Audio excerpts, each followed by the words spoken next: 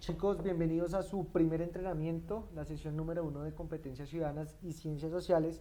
Entonces, el modelo de clase que nosotros manejamos, acuérdense que es una fundamentación conceptual, pues donde trabajamos los temas, las temáticas que son evaluadas por el ICFES. Y después pasamos a un entrenamiento de 15 preguntas, pues también preguntas tipo ICFES, y esta ya es la parte de la socialización. Entonces vamos a mirar cómo se abordan las preguntas, qué distractores más o menos se encuentran frecuentemente, el ICFES, cómo buscan ustedes la identificación de unos prejuicios, de unos sesgos. Esa es la idea con los entrenamientos. Entonces es muy bueno que vean las fundamentaciones, pero pues también que hagan los entrenamientos a conciencia. Y la idea es que ustedes empiecen como a sistematizar también una estrategia de contestar preguntas, porque todas las preguntas más o menos ya empiezan a ser parecidas, a tener más o menos los mismos sesgos, los mismos prejuicios, las mismas cascaritas. Entonces, apropiense ahí de su proceso académico. Entonces, miremos la pregunta número 1. Nos dice, el electo presidente de Colombia goza de la votación histórica más alta del país, lo cual para algunos se relaciona directamente con un alto porcentaje de popularidad y legitimidad por parte de los colombianos. Sin siquiera cumplirse 6 meses en su cargo, ya se está hablando de una excelente gestión y una extensión de su mandato presidencial a 2 años más. ¿Listo? Para que el presidente pueda extender su periodo presidencial se debe. Entonces, permítanme un segundo.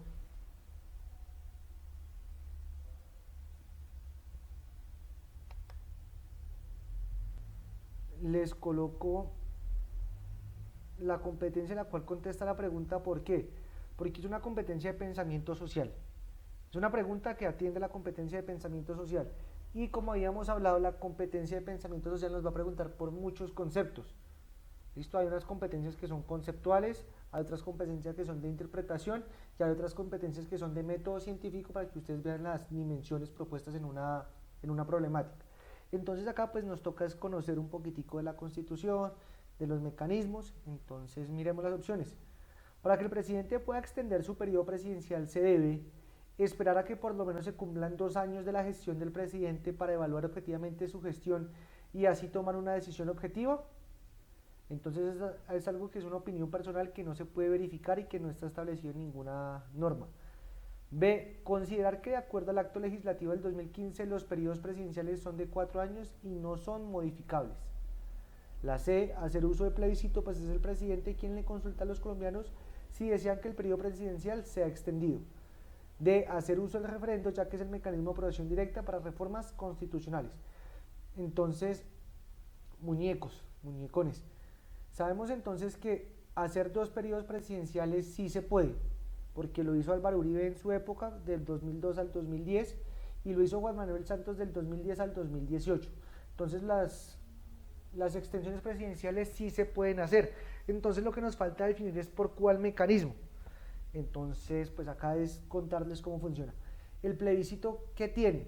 Es una pregunta que hace el presidente, pero en la cual no puede indagar sobre extensiones de su mandato o sobre las condiciones del estado de sitio.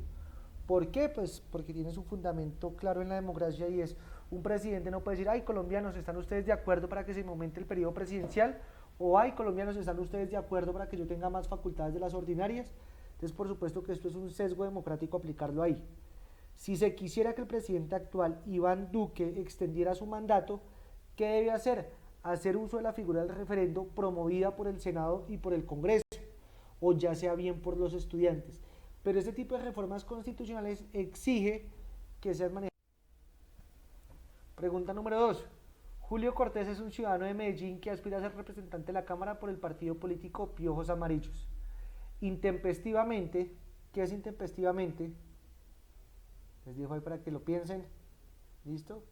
Los directores del partido le niegan el aval para presentarse como candidato. Esa coma está mal colocada ahí, pero coloquémosla ahí. Julio, muy triste, le comenta la situación a Pablo, quien también participa en política. Pablo le propone que se inscriba en el partido Piojos Rojos, pues le encantaría tener una persona de su perfil representándolos. Sin embargo, le explica que tendría que participar en los comicios del Senado, pues las plazas para la Cámara ya están ocupadas. Julio, sin entender muy bien las diferencias de una corporación a otra, acepta la propuesta. Se pone a trabajar y resulta electo. Cuando el partido Piojos Rojos presenta el análisis de los votos por el departamento, Julio se da cuenta que el 30% de los votos que obtuvo provenían de Popayán, lo cual le generó desconcierto. Pablo correctamente le explica que, entonces también es de conocimiento, chicos, y como habíamos visto en la fundamentación, la idea es que ustedes vean las fundamentaciones antes de entrar a los entrenamientos.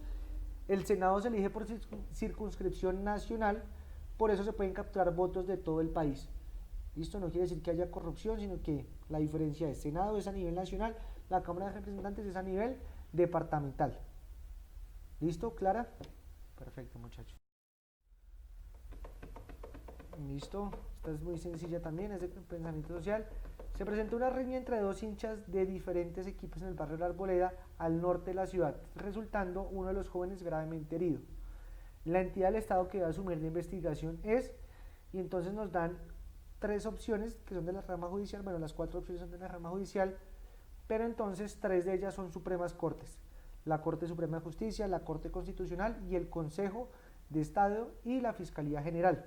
Entonces, chicos, es claro que el Consejo de Estado, como habíamos hablado, se encarga de mirar de las demandas contra el Estado, la Corte Constitucional, las disputas de la Constitución contra las leyes, y la Corte Suprema de Justicia, si bien es cierto que se encarga de este tipo de justicia ordinaria, es el ente de casación, por lo tanto no se mete en ese tema. Entonces es la Fiscalía es el ente que investiga, pero solamente investiga, no se encarga de sancionar nada. Y nos dice la entidad del Estado que debe asumir la investigación es la Fiscalía. El actual presidente de la República decidió denunciar al presidente de un país vecino ante la Corte Penal Internacional por violaciones a los derechos fundamentales de sus habitantes. Eso fue lo que hizo Iván Duque con Nicolás Maduro.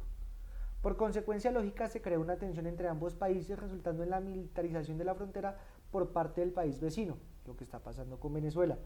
El presidente colombiano decide declarar estado de sitio bajo el criterio de guerra exterior. Entonces, ¿se acuerdan que en la fundamentación vimos eso? Nos toca definir si la medida es constitucional o si es inconstitucional. ¿Listo? Evalúen las opciones. Claramente ya contestaron y pues ahí está marcada que es la C. Entonces, chicos, la medida es inconstitucional porque, de acuerdo a lo establecido en el artículo 212 de la Constitución, la guerra exterior se puede declarar solamente bajo dos motivos. El primero, que haya una declaratoria formal del país vecino, es decir, que Nicolás Maduro pasa una carta a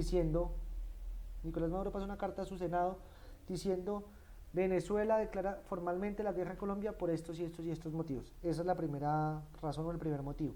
Y el segundo es que haya una invasión a la soberanía. ¿Qué quiere decir eso? Que haya un avión venezolano sobrevolando nuestro espacio aéreo o que haya una violación de la frontera por parte de su ejército. Pero eso hasta el momento no ha pasado. Sencillamente lo que él hizo fue militarizar la frontera, es bordear la frontera con soldados, con armas, pero hasta el momento no ha presentado ninguno de los dos casos. Entonces, declararla en ese caso sería apresurado y, además de eso, inconstitucional.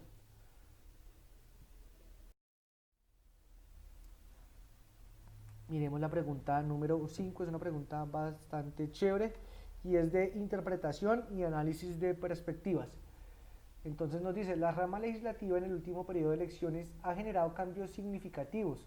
Uno de ellos es la participación política como partido político de un grupo que anteriormente era alzado en armas.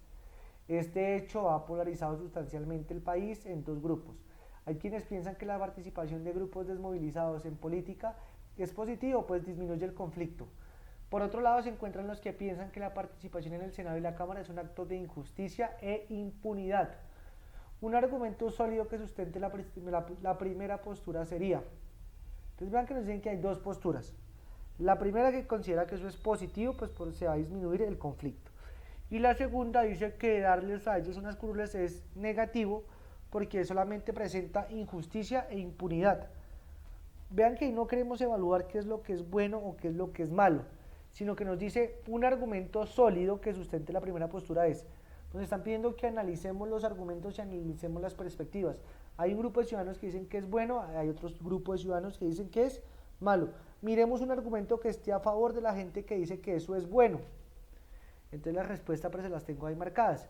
Los grupos alzados en armas se formaron como respuesta a un sistema político inequitativo y falto de oportunidades. Por eso se les debe garantizar la participación en espacios democráticos. ¿Listo?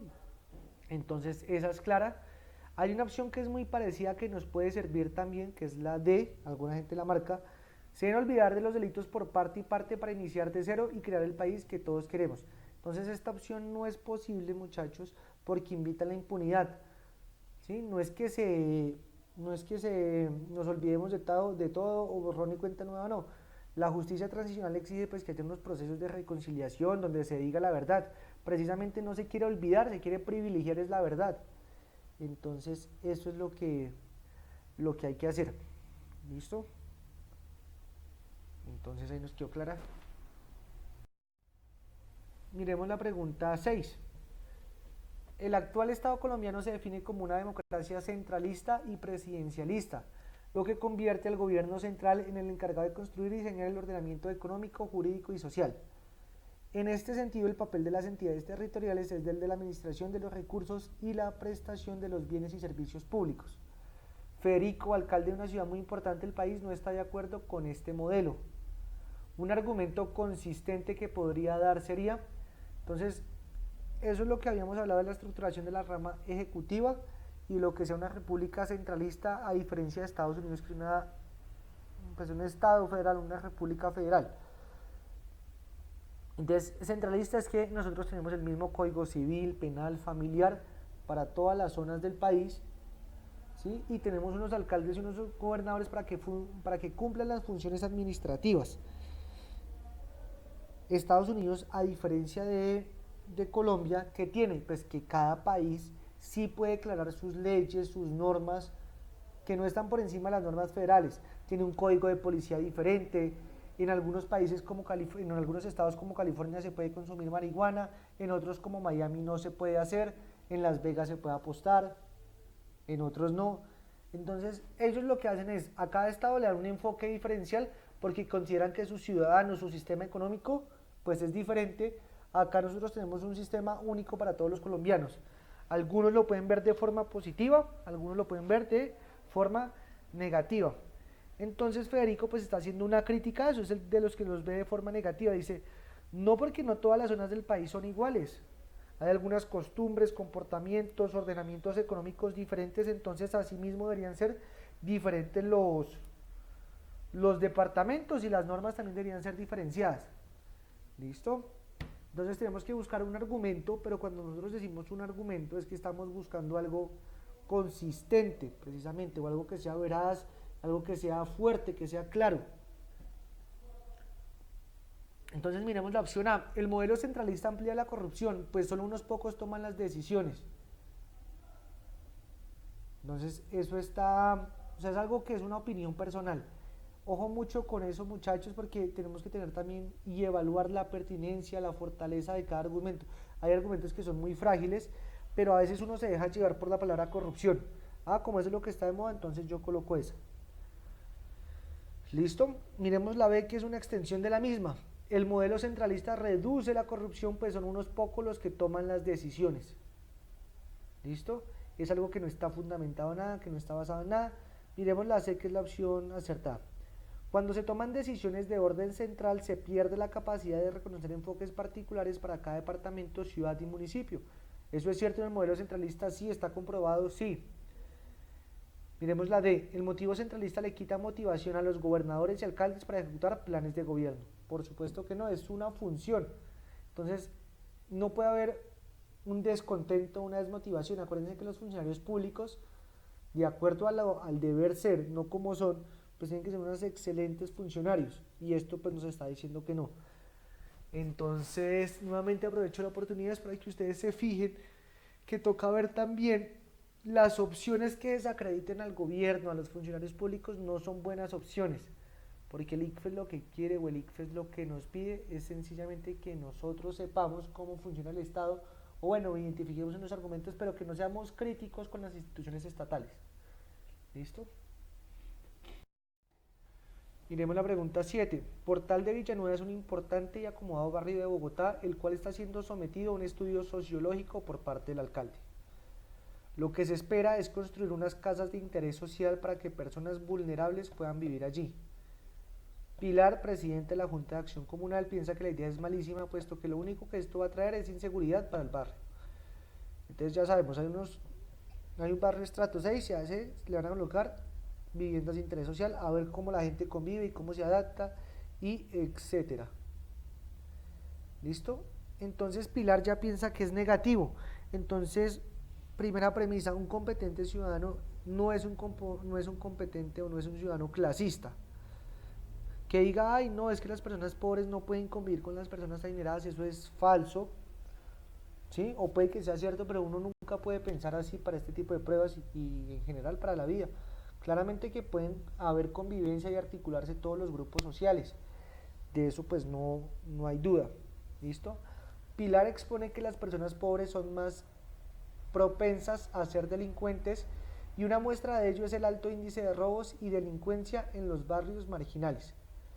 Entonces, esta es una pregunta de valoración de argumentos, pues que nos pide que valoremos las premisas de las personas y si son ciertas o no, o si son válidas o no. Miren, Pilar expone, por eso se los subrayo ahí, que las personas pobres son más propensas a ser delincuentes. Esto es una afirmación totalmente negativa, que no es comprobable, que afecta a la sociedad, y en esto tiene que extenderlo a todos. Si hay opciones o premisas en este examen que hablen de las mujeres en términos negativos, que hablen de los indios en términos negativos, que hablen de los afros en términos negativos, son opciones que no podemos tomar. ¿Listo? Toca de todas formas identificar bien el contexto y lo que está pidiendo la pregunta. Entonces nos dice un argumento válido en contra de las afirmaciones de Pilar es, o sea, necesitamos falsear eso que Pilar dice. Primero, Pilar es una mujer adinerada y debe darse cuenta de las condiciones sociales de los grupos más pobres. Si bien esto es cierto, estamos atacando a la persona, no al argumento. Entonces, si ven como cambia, estamos atacando a Pilar, no estamos diciendo si lo de Pilar está bien o está mal. Estamos diciendo, Pilar está hablando de eso sin saber. Toca es mirar qué es lo que está implícito dentro del argumento. B. El experimento sociológico del alcalde puede resultar provechoso en términos de integración social. Eso para nada está en vía lo que dice el argumento. Ni lo está apoyando ni lo está contradiciendo. C. Pilar debe aceptar a los demás porque son ciudadanos como ella. Si bien eso es cierto, la tarea nos está pidiendo, la tarea es esto. Entonces miren que las preguntas se componen de un contexto, que es este, ¿cierto? De una tarea, que es la acción específica que nos pide el ICFES que haga, valide un argumento, encuentre un argumento a favor, explique tal cosa, esa es la tarea. Y estas pues son las opciones. La opción C no contesta con la tarea. Pilar debe aceptar a los demás porque son ciudadanos como ella. Queremos es mirar que alguien que contradiga el argumento de Pilar. Puede que la elevada cifra de robos se deba a una causa diferente de las personas que vivan allí. Entonces está diciendo, oiga, no vote esa afirmación tan severa, no diga que todas las personas pobres son delincuentes, porque puede que la cifra de robos que se presentan no sea por eso, sino sea por las altas tasas de inseguridad que se presentan en esas zonas. Entonces es para que lo entendamos bien y vean que esto es muy chévere, porque el ICFES tampoco es que esté evaluando cosas por evaluarlas, sino que esto aplica en la vida cotidiana. Yo no puedo ir votando premisas así diciendo, ay, es que la gente rica es mala, ay, es que la gente pobre es buena, ay, es que Uribe es bueno, ay, es que Petro es malo. No, sencillamente tengo que analizar bien lo que se está diciendo y ponerlo como en consideración cada aspecto. Entonces, chévere esa parte. Miremos la pregunta 8. Juan, un edil que aspira a ser representante de la Cámara, mira con mucha rabia a Joaquín, un candidato afrodescendiente que también aspira a una curul en la Cámara, pues él tiene que competir con menos gente por las curules especiales para negros y raizales. Lo que hay que explicarle a Juan para que se le quite la rabia y comprenda mejor la situación es, entonces ya sabemos que los afros, raizales o negros son personas que tienen unas cuotas especiales en la Cámara de Representantes, pero como les había dicho también, es para fomentar su inclusión y participación, porque han sido unos grupos que socialmente, históricamente, culturalmente han sido muy atacados y sobre todo relegados de la participación política. Entonces queremos que Juan no lo juzgue y que no digan, ay, no, es que esos cupos se les dan a ellos, ¿sí? De chévere, o que pena la expresión, ay, de chimba. No, busquemos cuál es el argumento sólido para que eso se dé. Entonces miremos el A. Los negros y raizales son personas con menos condiciones, por eso deben ser protegidos. Entonces eso es una afirmación que es prejuiciosa, que es tendenciosa, de las cuales debemos de huir, porque nos está diciendo, ay no, como los negros son menos, entonces menos inteligentes, tienen menos condiciones, eso es lo que está implícito. Entonces debemos protegerlos. No, no señores. Miremos la C. Los afrodescendientes hacen parte del patrimonio cultural de la nación y por eso deben ser protegidos. Ellos no hacen parte de ningún patrimonio, son ciudadanos comunes y silvestres, con unas condiciones sociales, ¿sí? No cognitivas, ni espirituales, ni corporales, no, unas condiciones sociales que los hacen diferentes. D. En algunas zonas del país se siguen viendo dinámicas de esclavitud que no permiten que los afros prosperen económicamente. Esto es falso, ¿listo? Porque estaría yendo en contravía con la Constitución, ¿listo? La Constitución pues establece en el artículo 11 que todo hombre es libre, tiene derecho a la vida. Entonces eso de entrada es falso, ¿listo? Por Constitución, y en la práctica cotidiana pues ya sabemos que la esclavitud en términos formales ya no existe. Entonces miremos la opción C porque es positiva y por qué nos sirve para este tipo de pruebas. Los afrodescendientes hacen parte del patrimonio cultural de la nación y por eso deben ser... Ah, no, mentiras, pero miremos la B, que es la opción acertada. Los negros y raizales han sido poblaciones vulneradas y excluidas históricamente, por eso deben otorgarse mecanismos que fomenten su participación.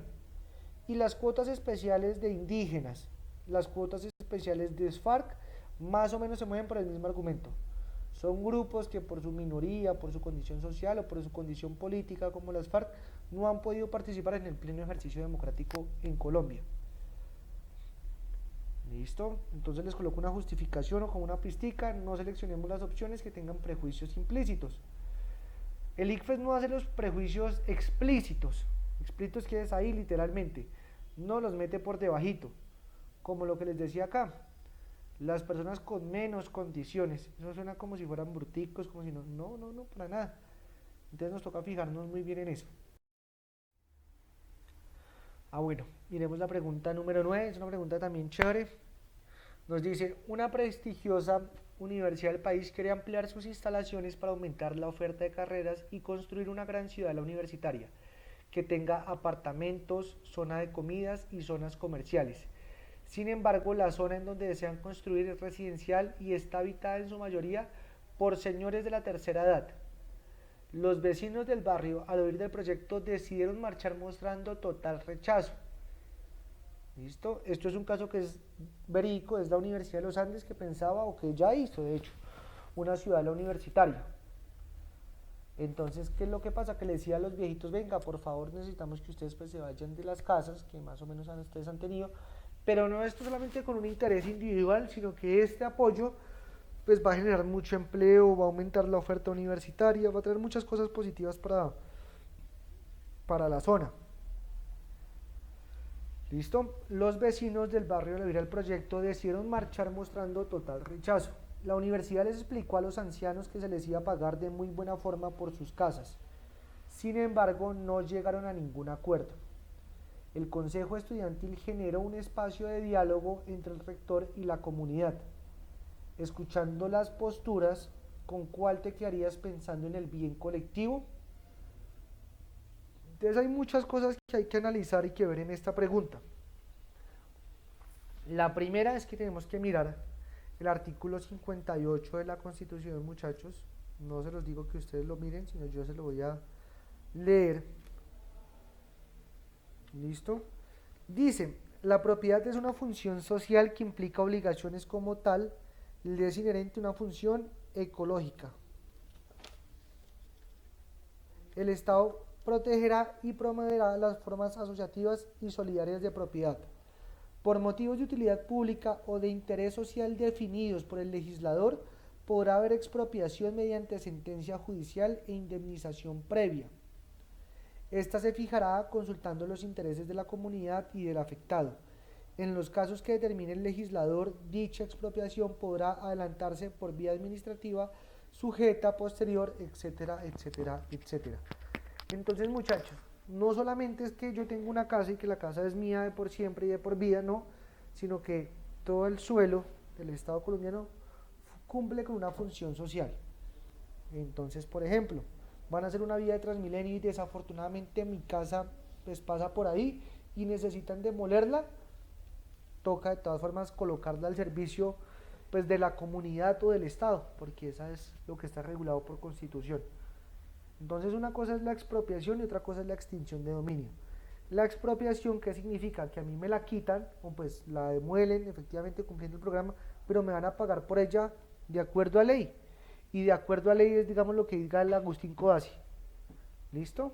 Es un poquitico injusto, es un poquitico de malas, sí, pero pues está consagrado. La extinción de dominio si es que le quitan uno los bienes sin ningún tipo de remanente o sin ningún tipo de pago. ¿Listo? Y esa extinción de dominio es más o menos lo que le pasa a los criminales. Entonces a uno como ciudadano que ha hecho las cosas bien le pueden decir, listo, páseme su casa, pero me tienen que pagar por eso. Y entonces nos dice, bueno, escuchando las posturas, ¿con cuál te quedarías pensando en el bien común? Y esta pregunta a veces mucha gente se equivoca porque le mete, como decimos por ahí, corazón. Entonces dice, ay no, pobrecitos los viejitos, toda la vida viviendo ahí, tienen derecho de envejecer y de morir ahí.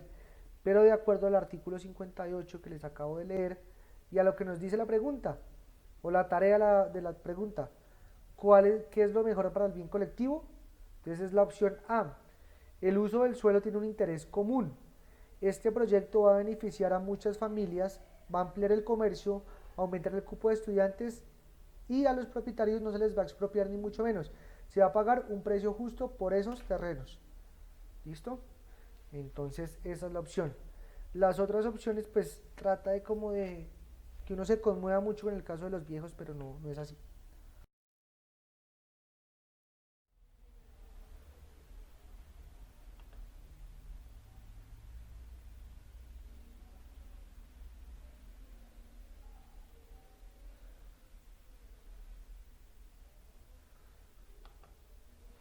Tenemos la pregunta 10. Las migraciones entre ciudades de diferentes países son fenómenos de vieja data. O sea, es algo que pasaba anteriormente, ¿listo? Hace mucho tiempo. Pero en el siglo XXI han tenido una aceleración nunca antes vista en los siglos anteriores. Resulta fácil identificar que la globalización es una de las mejores variables explicativas.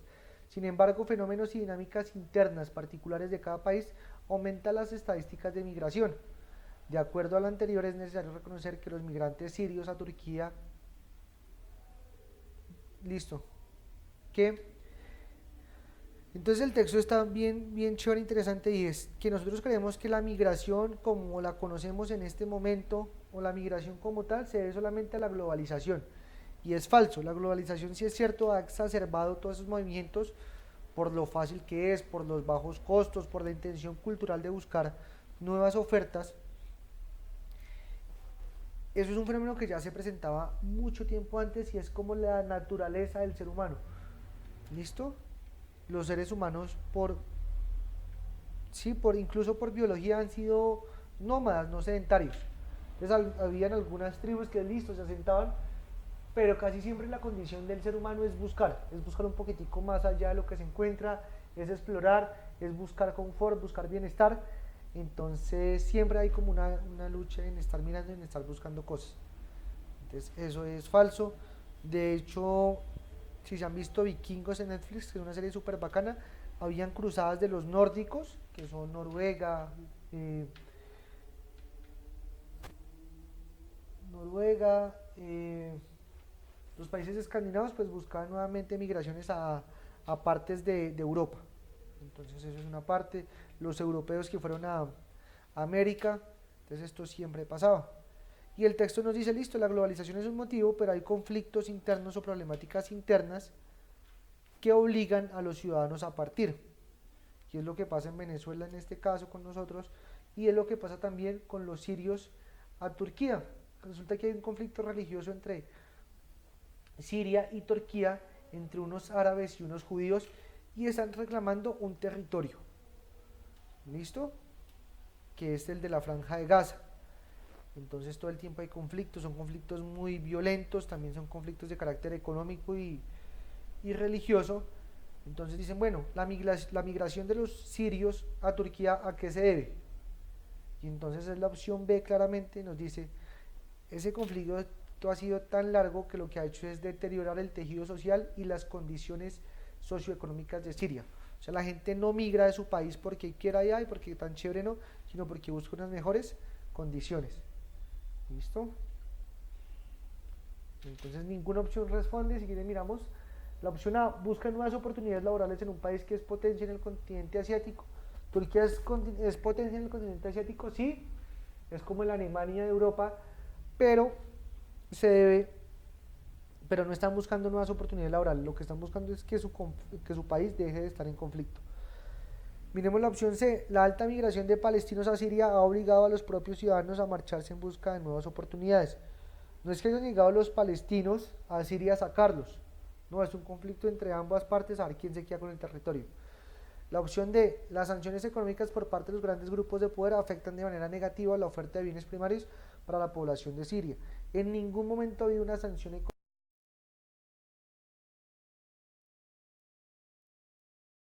Entonces miremos la pregunta número 12. Nos dice: los siguientes hechos son sucesos de gran magnitud en la consolidación de lo que hoy conocemos como democracia. Entonces la idea es que, o la tarea nos pide que entendamos el orden cronológico de estos sucesos.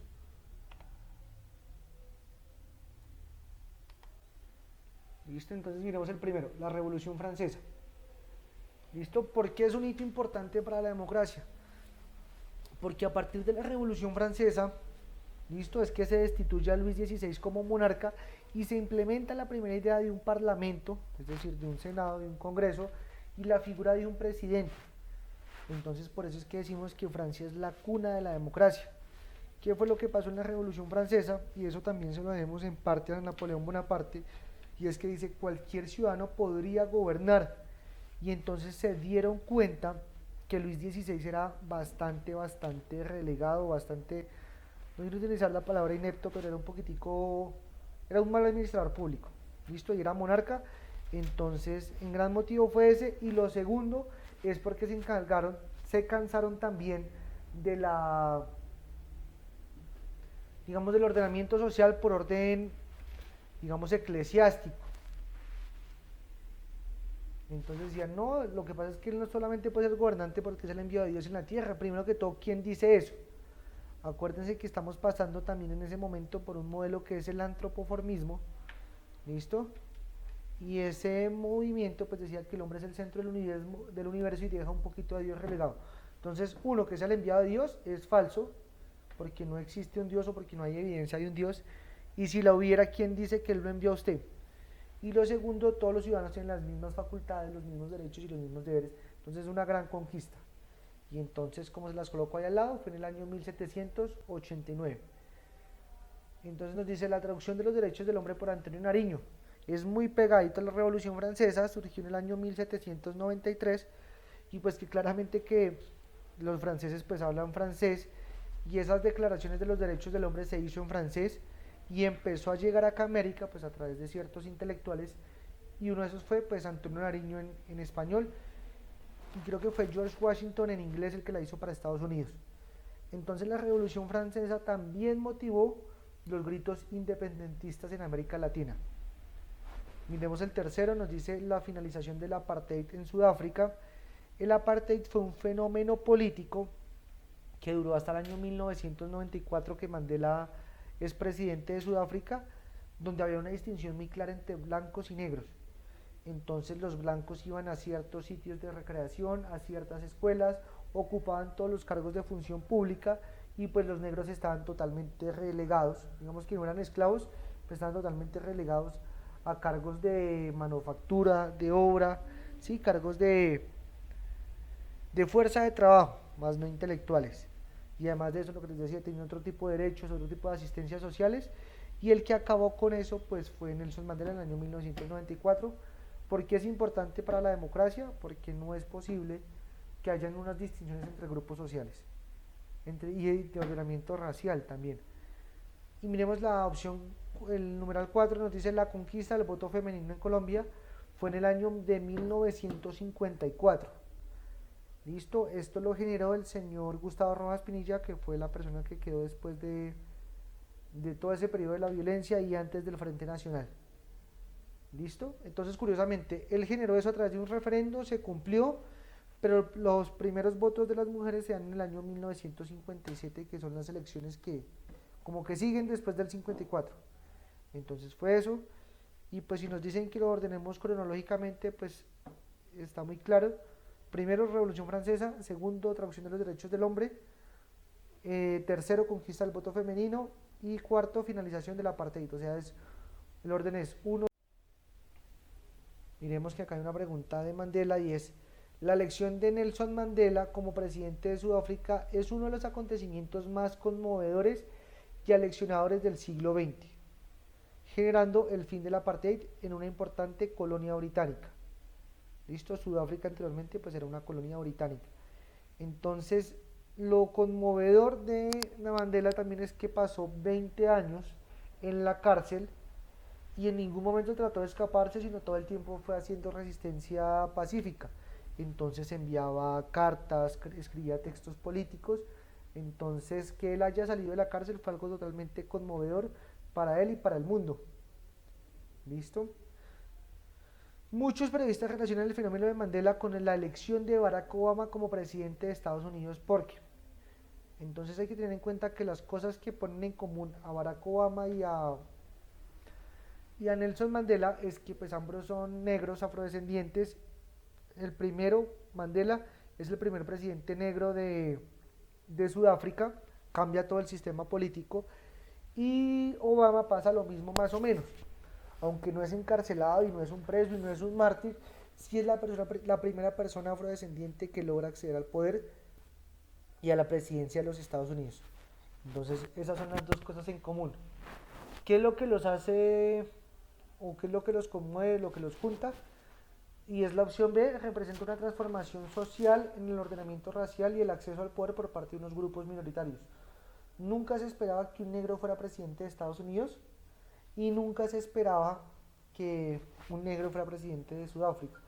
Y por eso, si ustedes vieron las pasadas elecciones de alcaldes, por eso es que la foto de todos los periódicos fue el de Claudia López besándose con su novia, la alcaldesa de Bogotá, porque para todo el mundo fue algo histórico, que llegara una mujer, que además de eso es lesbiana, al poder de la capital de Colombia, donde Colombia sigue siendo pues un país bastante godo. Entonces fue algo que fue supremamente positivo, cambió un montón de dinámicas, posiciona a la mujer en otro tipo de roles. Entonces eso es lo que pasa con este discurso. ¿Listo? Entonces miremos que la opción A no tiene absolutamente nada que ver, no estamos hablando, o el contexto no nos habla de revoluciones económicas. ¿Listo? La opción C representa el ascenso al poder de líderes carismáticos que logran cambios en la política social. Entonces esta opción está interesante. ¿Listo? Son personas que logran cambios en la política tradicional. Sí, es parcialmente cierto, pero lo que los hace conmovedores, lo que los hace transformador o revolucionario, no es que sean carismáticos, es que vienen siendo grupos o sectores minoritarios. Miremos la opción D: representa la primera elección en la que participan candidatos afroamericanos y logran ser elegidos. ¿Listo? Si bien es cierto, esto es cierto en Sudáfrica, en Estados Unidos no lo es. Entonces es eso.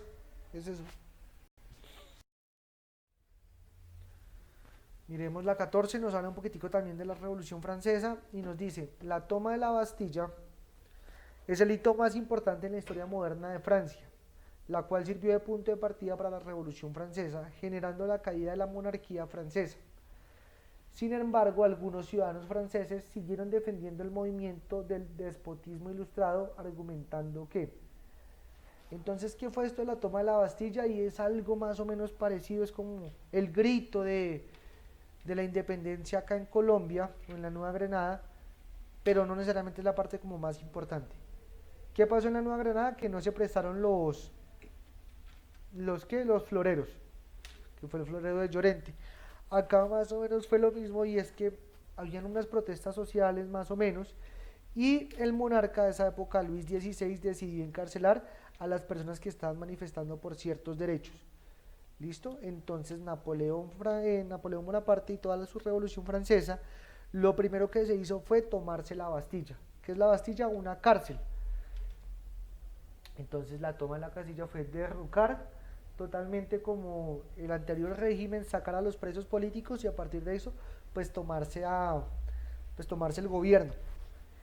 Entonces, y de hecho en Francia el día nacional es el día de la toma de la Bastilla. Entonces eso fue lo que pasó con eso. Además nos dice, sin embargo, algunos ciudadanos franceses siguieron defendiendo el movimiento del despotismo ilustrado, argumentando que entonces el despotismo ilustrado es un movimiento que fue interesante porque fue los intelectuales franceses dijeron, listo, efectivamente ya no hay un monarca, pero no estamos de acuerdo con la idea de que todo el mundo pueda gobernar. No todo el mundo es apto para gobernar y no todo el mundo ha hecho un ejercicio intelectual, corporal, académico, ¿sí?, espiritual para hacerlo. Entonces decían, hay ciertos grupos sociales o hay cierto tipo de personas que sí deben gobernar porque poseen todas estas cualidades. Y en parte yo estoy de acuerdo y es algo que es tomado pues de ahí del despotismo ilustrado, pero su fuente teórica son los griegos.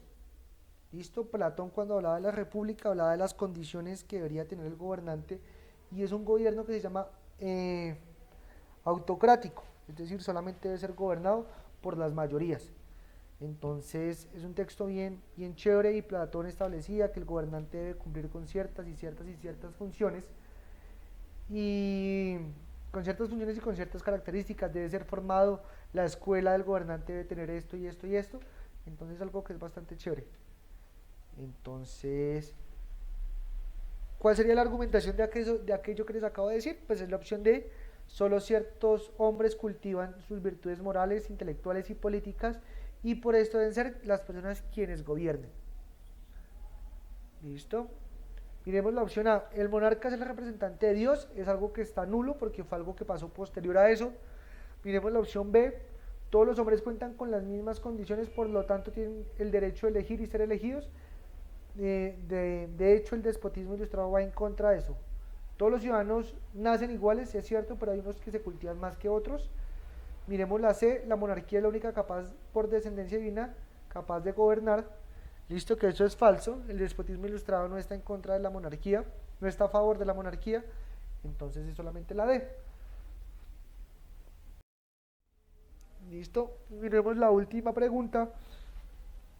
Nos dice, la imagen anterior plantea una situación de la sociedad, entonces vemos un hombre con unas monedas, una mujer con unas monedas, esto es un texto discontinuo, y pues las monedas claramente representan el salario, ¿sí? Y nos están diciendo pues que el hombre gana más que la mujer. Entonces esto se llama una discriminación de género. ¿Por qué? Porque nos está colocando una comparación entre un hombre y una mujer. No es una desigualdad económica porque la desigualdad económica implicaría que estén dos hombres, uno con una profesión y el otro con otra, o dos hombres con la misma profesión que uno por estatus se gana más, pero lo que está presentando es una brecha de género entre un hombre y una mujer. Entonces es una discriminación por género. Las mujeres ganan menos por ser mujeres. ¿Listo?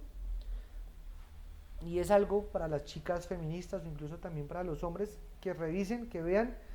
De hecho en Netflix hay un programa muy chévere que se llama En otras palabras, donde ustedes pueden mirar que explican este caso, por qué es que se crean las brechas laborales entre hombres y mujeres, y muestran casos que dicen que hombres graduados de la misma universidad con menor promedio académico que las mujeres siguen ganando más. Entonces es un tema que nosotros como sociedad pues tenemos que mirar y revisar. Entonces chicos, muchas gracias, de verdad que disfruto mucho haciendo estas clases y métanle la ficha que esto y las ciencias sociales son bacanas. Y si alguno de ustedes está pensando en estudiar ciencias sociales para la universidad, motívese, es súper bacano, aprenden un montón y la salida laboral también es muy buena. Entonces si alguno quiere estudiar ciencia política, filosofía, antropología, denle con todo eso. Entonces hasta luego, en una próxima ocasión.